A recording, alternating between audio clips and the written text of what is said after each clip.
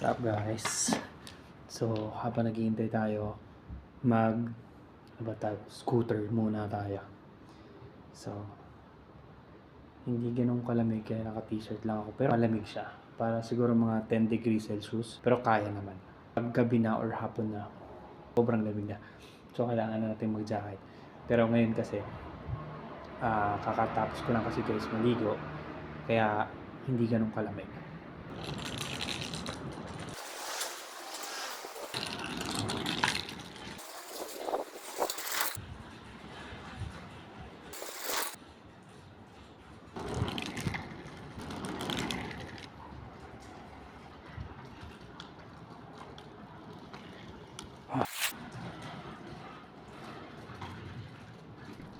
Hope you like this video and don't forget to subscribe and stay safe always guys, and peace out.